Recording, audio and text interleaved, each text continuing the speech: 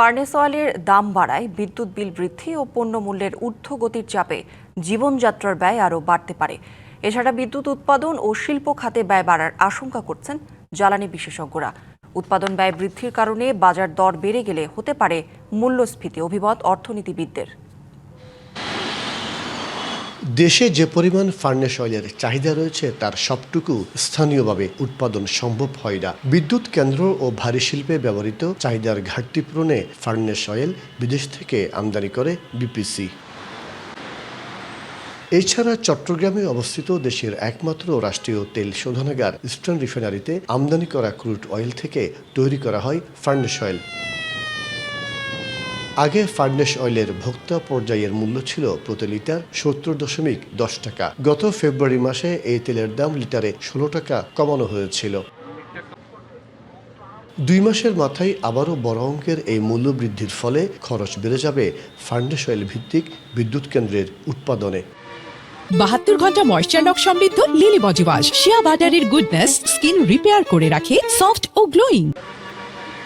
এর প্রভাবে খুচরা বিদ্যুতের দাম, শিল্প উৎপাদন ব্যয় ও বাজারে নিত্য প্রয়োজনীয় পণ্যের দামে প্রতিফলিত হওয়ার আশঙ্কা বিশেষজ্ঞদের। কস্ট অফ প্রোডাকশনের ফলে বিদ্যুতের দাম বেড়ে যাবে এবং সেটা যারা বিদ্যুৎ ব্যবহারকারী তাদের উপর পড়বে।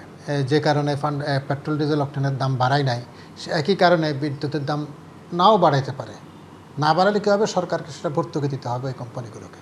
ভোক্তা সাধারণ যেন সুলভ মূল্যে আমাদের উৎপাদিত পণ্যগুলো পেতে পারে এবং আমাদের যে বিদ্যুতের যে ব্যবহার সেখানেও দেখা যাচ্ছে ফার্নেস অয়েলের মাধ্যমে আমাদের অনেক ধরনের প্রাইভেট বিদ্যুৎ কেন্দ্রগুলো পরিচালিত হয়। ফার্নেস অয়েলের দাম বৃদ্ধি বিদ্যুৎ খাত ও সামগ্রিক শিল্প অর্থনীতিতে নতুন চাপ সৃষ্টি হতে পারে। রাজস্ব এর উপর একটি চাপ পড়েছে। এই কারণে সরকার শেষ পর্যন্ত দাম বৃদ্ধির সিদ্ধান্ত নিয়েছিল। আগে কিন্তু সরকার দাম বাড়ানোর সিদ্ধান্ত নেয়নি। আন্তর্জাতিক বাজারে অস্থিরতা অব্যাহত থাকলে জ্বালানির দাম সমন্বয়ের চাপ থাকতে পারে জানান সংশ্লিষ্টরা।